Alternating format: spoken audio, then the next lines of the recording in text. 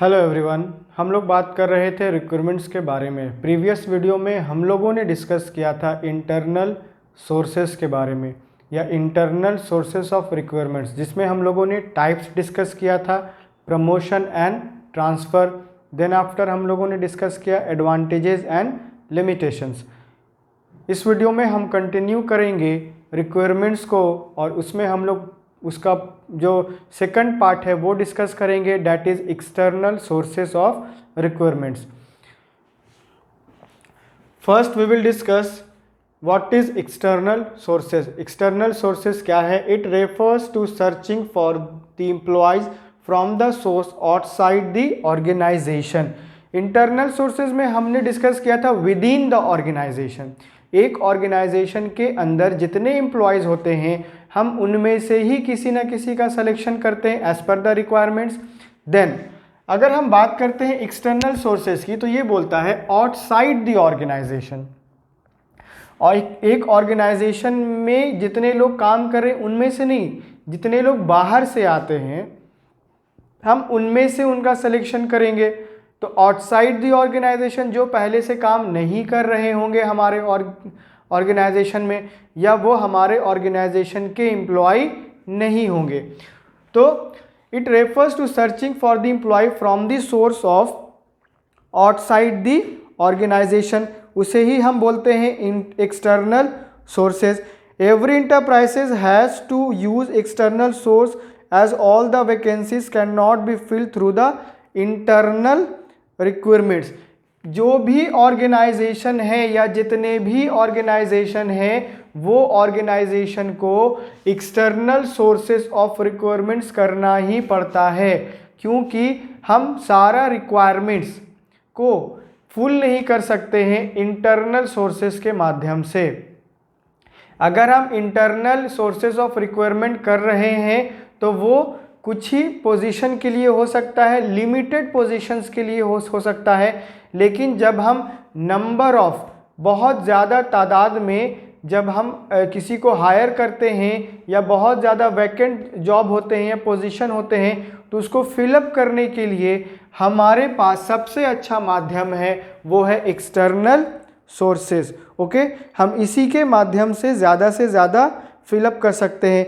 The existing staff may be insufficient or they not be fulfill the criteria of the job to be filled। कहने का मतलब है अगर एक organisation में लॉन्ग टाइम से कुछ एम्प्लॉयज़ काम कर रहे हैं और जो अभी नया पोस्ट आया है या एक पोजीशन खाली हो गया है एक ऑर्गेनाइजेशन में, उसको हम फिलअप कर सकते हैं न्यू एम्प्लॉय के माध्यम से। क्योंकि कभी कभी देखा गया है कि जो एम्प्लॉय लॉन्ग टाइम से एक ऑर्गेनाइजेशन में काम करते हैं वो उस पोजीशन के लिए इनसफिशिएंट हो जाते हैं, मतलब उनके अंदर उतनी काबिलियत नहीं होती है या क्षमता नहीं होती है या उतना नॉलेज या स्किल नहीं होता है कि वो किसी एक पर्टिकुलर पोस्ट को फिलअप कर पाए। तो इसीलिए एक्सटर्नल सोर्स जो है वो बेस्ट होता है। अब इसमें कुछ कॉमन मेथड्स हैं जिन मेथड्स को हम यूज़ करके एक्सटर्नल सोर्सेज को पूरा कर सकते हैं। तो इसमें हम लोग डिस्कस करेंगे वन बाय वन सोर्सेज के बारे में, मेथड्स के बारे में। First we have is direct requirements. Under the direct requirements a notice is put on the notice board. अगर हम डायरेक्ट रिक्वायरमेंट्स की बात करते हैं तो एक नोटिस को हम पुट करते हैं। किस पे पुट करेंगे हम नोटिस को? नोटिस बोर्ड पे of the enterprise specifying the details of the available. हमने ऑर्गेनाइजेशन के नोटिस बोर्ड पर या गेट पर हमने एक नोटिस चिपका दिया या नोटिस लगा दिया कि हमें इतने एम्प्लॉय की आवश्यकता है, उसकी ये क्वालिफिकेशन होगा। तो हम उसमें क्या करेंगे? डायरेक्ट रिक्वायरमेंट्स का करेंगे, है ना। इसमें हम किन लोगों का वो हायर कर सकते हैं? This method is suitable for unskilled और सेमी स्किल्ड। इसमें हम हायर कर सकते हैं अनस्किल्ड को और सेमी स्किल्ड।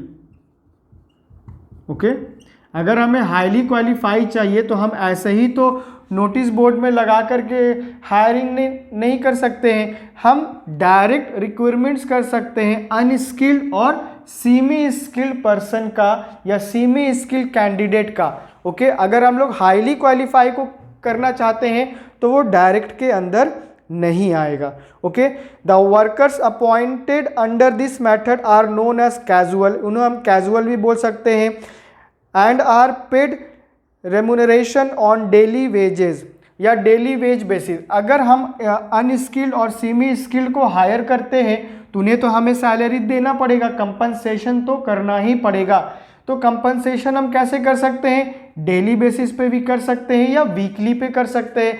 वो हमारे लिए पूरे 7 दिन काम करेगा, आफ्टर 7 डेज हम उसको पेमेंट कर देंगे, या पर डे भी कर सकते हैं या पर आवर भी हम उसको हायर कर सकते हैं एज पर द नीड, जितना हमारा नीड होगा उसके हिसाब से।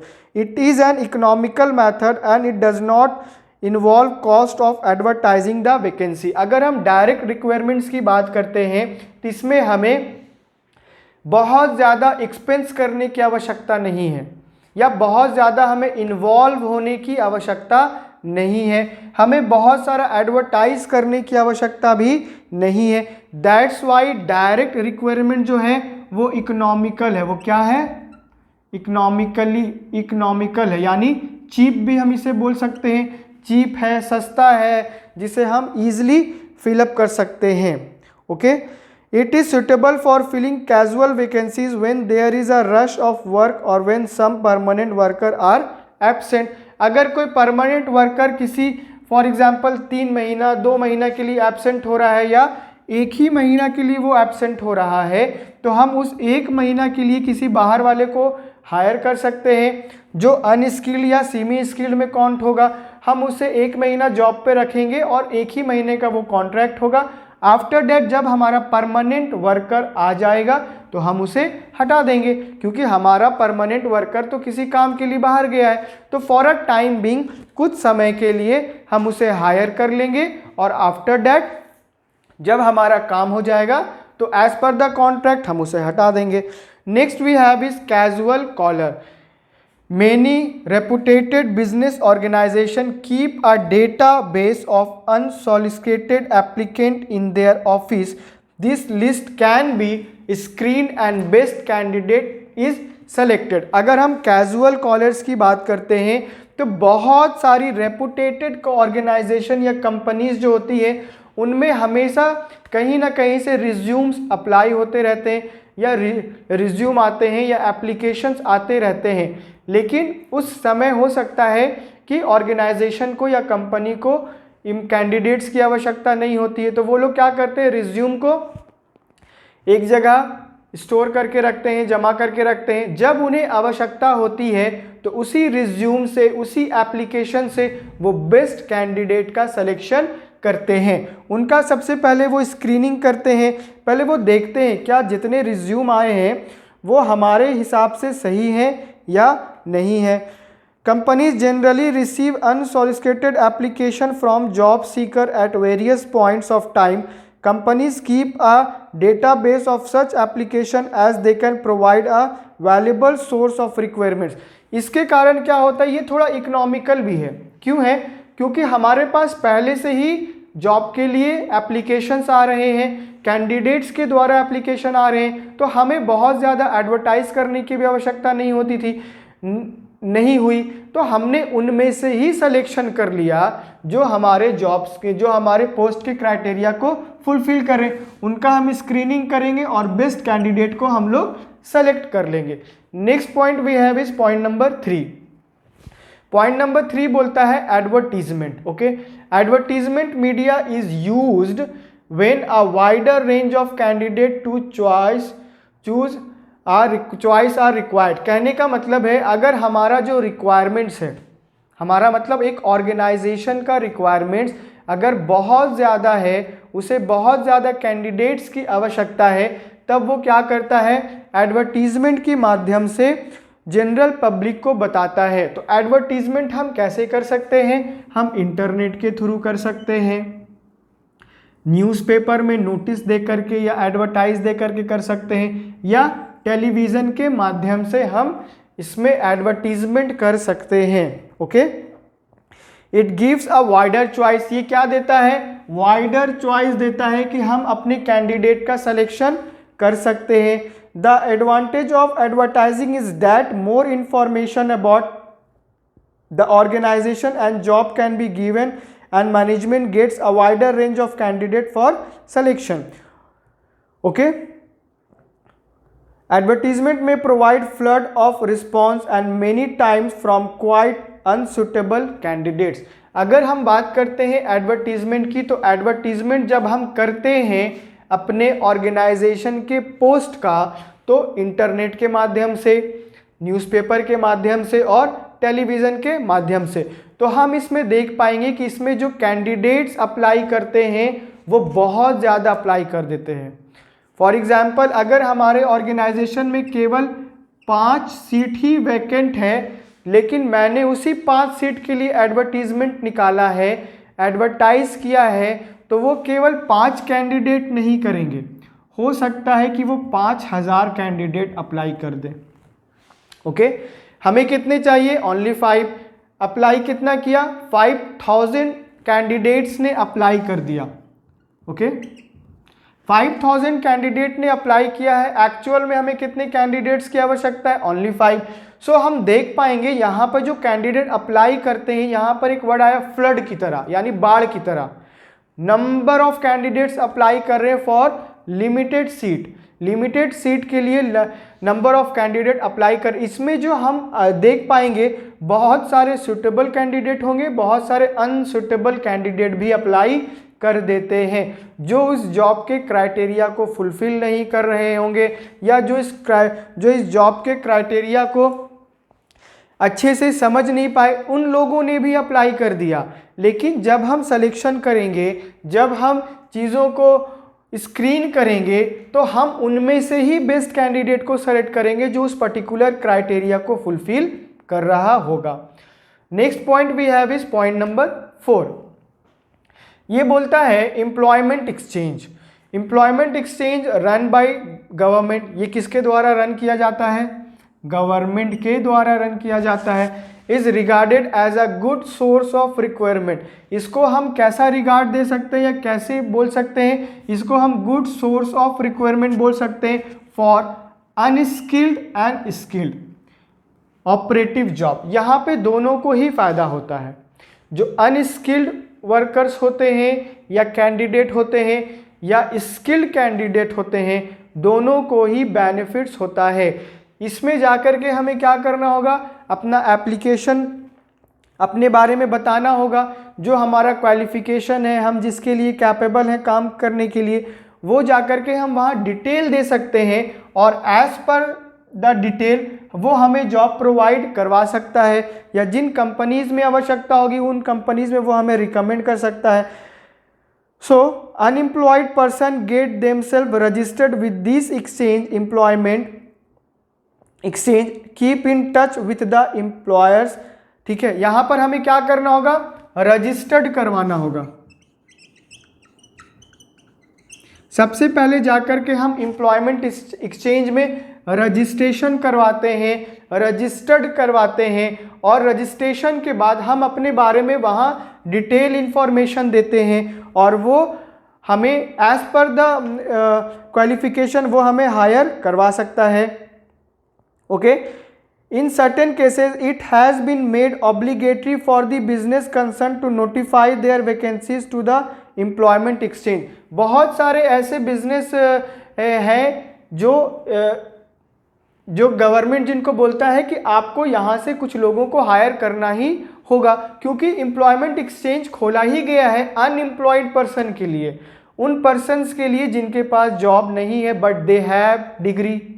ओके, उनके पास नॉलेज है, उनके पास स्किल है, उनके पास एबिलिटी है, बट कुछ कारणों से उनके पास जॉब नहीं है। लेकिन अगर हम एम्प्लॉयमेंट एक्सचेंज के माध्यम से जाएंगे तो हो सकता है कि हमें जॉब मिल जाए।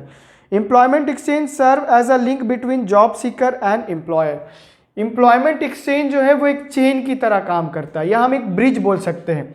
ये है जॉब सीकर और ये है, मान लेते हैं, ऑर्गेनाइजेशन। ठीक है, एक ऑर्गेनाइजेशन और जॉब सीकर के बीच में वो एक क्या कर रहा है, ब्रिज की तरह काम कर रहा है। कौन? एम्प्लॉयमेंट एक्सचेंज ब्रिज की तरह काम कर रहा है। वो इस कैंडिडेट को यहाँ तक पहुँचाने में हेल्प प्रोवाइड कर रहा है और इस ऑर्गेनाइजेशन को बेस्ट कैंडिडेट देने में प्रयास कर रहा है। ओके, एक एम्प्लॉयर जो है, जो जॉब देता है, एक ऑर्गेनाइजेशन है जहाँ पे नंबर ऑफ वर्कर्स काम करते हैं, वहाँ पर हम देख पाएंगे कि उसको भी बेस्ट कैंडिडेट चाहिए ऑर्गेनाइजेशन को रन करवाने के लिए, और एक कैंडिडेट को भी बेस्ट ऑर्गेनाइजेशन चाहिए जहाँ पर वो अपनी इफिशियंसी, काबिलियत के साथ काम कर सकता हो। तो दोनों को ही बेनिफिट पहुँचाता है कौन? हमारा एम्प्लॉयमेंट एक्सचेंज। वो ये नोटिफाई करता है कि दोनों को ही अच्छे से अच्छा कैंडिडेट और एक कैंडिडेट को अच्छा से अच्छा ऑर्गेनाइजेशन मिल पाए। Okay, next point we have is placement. Placement agencies and management consultant. Placement agencies provide a nation wide, ये कैसे प्रोवाइड कर रहा है? Nation wide service in matching personal demand and supply. Okay, वो देख रहा है कि कौन से ऑर्गेनाइजेशन में कौन सा रिक्वायरमेंट है वो मैच कर रहा है और एज पर द डिमांड वो उस चीज़ को सप्लाई कर रहा है।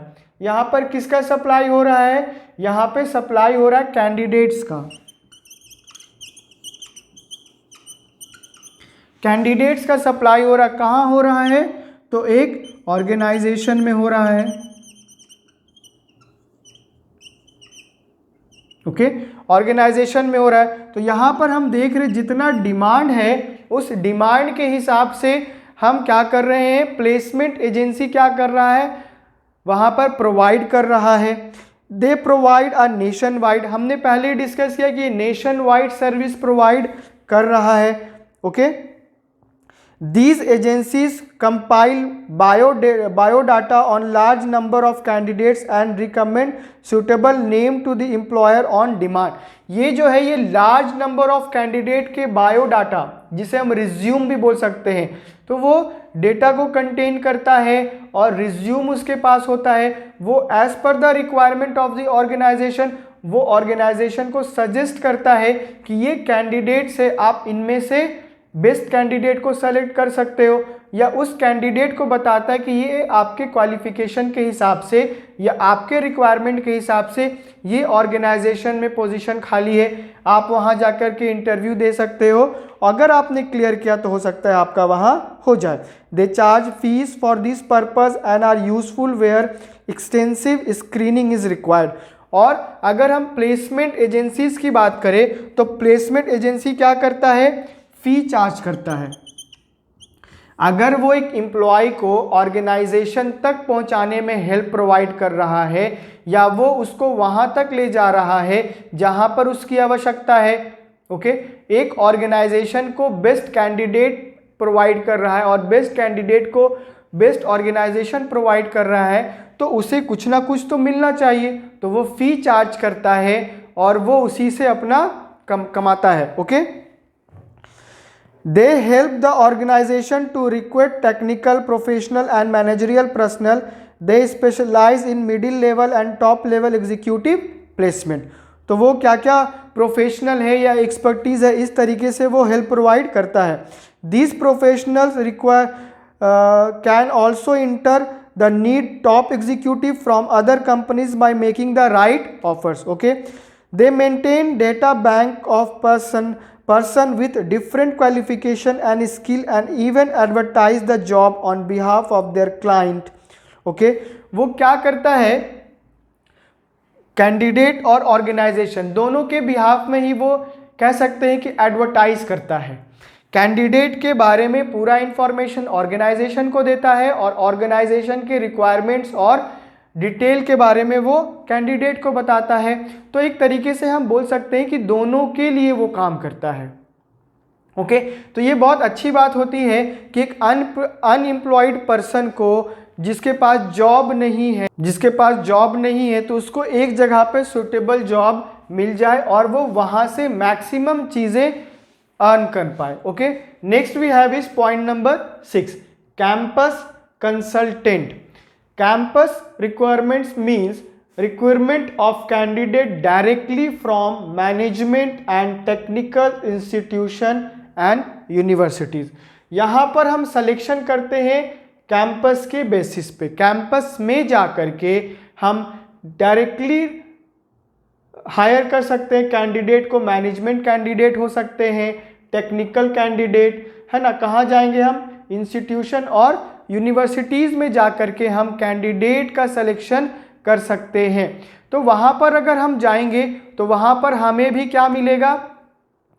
क्रीम कैंडिडेट मिलेंगे। क्रीम कहने का मतलब है अगर हम एक रेपुटेटेड कॉलेज में जाते हैं या बहुत अच्छा कॉलेज में हम जाते हैं कैंपस सिलेक्शन करने के लिए, तो वहाँ पर जो बच्चे पहले से अवेलेबल हैं तो वो टेस्ट क्लियर करके आए होंगे, डायरेक्ट तो एडमिशन हुआ नहीं होगा उनका, वो एक क्राइटेरिया को फुलफिल करके वहाँ उन्होंने एडमिशन लिया होगा।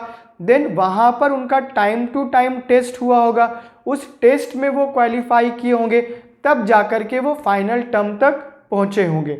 तो वो एक टेस्ट को क्लियर करके आ रहे हैं और वो 1 बाय 1 स्टेप को फॉलो कर रहे हैं। जितनी भी डीमेरिट्स थी वो कहीं ना कहीं उनके स्ट्रेंथ में चेंज हो गया।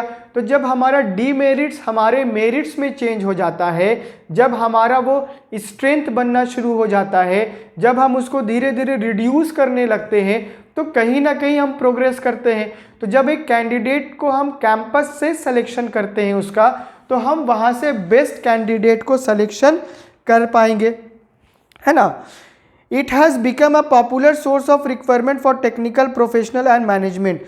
Many big organizations maintain a close terms with the universities, vocational schools and management institutions to recruit qualified personnel for various jobs. हम देखते हैं कि जो बहुत अच्छे ऑर्गेनाइजेशंस होते हैं वो क्या करते हैं, टाई अप कर लेते हैं इंस्टीट्यूट के साथ या एजुकेशनल इंस्टीट्यूशंस के साथ वो टाई अप कर सकते हैं। वो टेक्निकल इंस्टीट्यूशंस भी हो सकते हैं और मैनेजमेंट इंस्टीट्यूशंस भी हो सकते हैं। वो टाई अप कर लेते हैं और बताते हैं कि हमारे ऑर्गेनाइजेशन में हर साल इतने कैंडिडेट्स की आवश्यकता होगी, तो हम आपके कैंपस में आएंगे, जो बेस्ट कैंडिडेट रहेगा हम उसका सिलेक्शन कर लेंगे। तो यहाँ पर हम देख पा रहे हैं कि एक ऑर्गेनाइजेशन को एक ही कैंपस में बेस्ट कैंडिडेट अवेलेबल हो जा रहा है और उसी कैंपस में एक कैंडिडेट को बेस्ट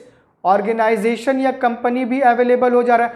तो उसे बहुत ज़्यादा भागा दौड़ी नहीं करना पड़ रहा है, उसे बहुत ज़्यादा लोगों से मिलना नहीं पड़ रहा है या लोगों को अपने बारे में नहीं बताना पड़ रहा है कि मुझे जॉब चाहिए, मैं जॉबलेस हूँ, मैं अनएम्प्लॉयड हूँ, बट मैं क्वालिफाई हूँ। अगर वो कैंपस सिलेक्शन के माध्यम से जाता है, अगर हम उस मेथड को यूज़ करते हैं, तो हम बहुत सारी चीज़ों से ओवरकम हो सकते हैं। Requirement from educational institution is well established practice of business. For example, campus companies visit institute like IT and IIM for campus requirements. बड़ी बड़ी कंपनीज जो होती है वो यही इंश्योर करती है कि हमारे ऑर्गेनाइजेशन में बेस्ट से बेस्ट एम्प्लॉय आए, और वो बेस्ट एम्प्लॉय आएंगे तो उस ऑर्गेनाइजेशन को और अपना बेस्ट देने का प्रयास करेंगे।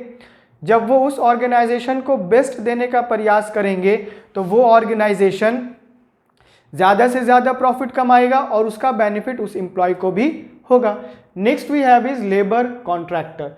Labour contractor maintain close contact with labourer and they can provide the required number of unskilled worker at short notice. Labour contractor में हम छोटे या अनस्किल्ड लेबर्स के बारे में बात कर सकते हैं, उस लेबर्स के बारे में जिसके पास उतना स्किल नहीं है, नॉलेज नहीं है या एजुकेशनल क्वालिफिकेशन नहीं है, जो केवल मजदूरी वाला काम करता है, अनस्किल्ड कैटेगरी में काउंट होता है। उसमें हम लेबर कॉन्ट्रैक्टर से मिल करके लेबर्स को हायर कर सकते हैं।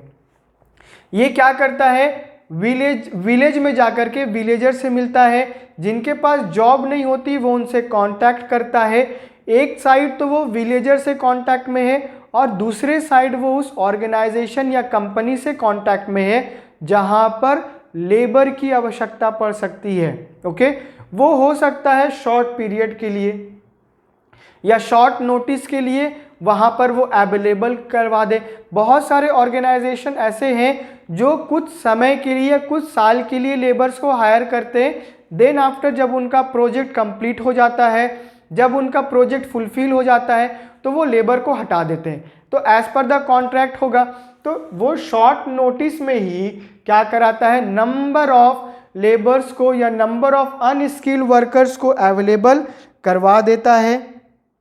Okay, the contractor keep themselves in touch with the labor and can provide required number of unskilled worker at short notice।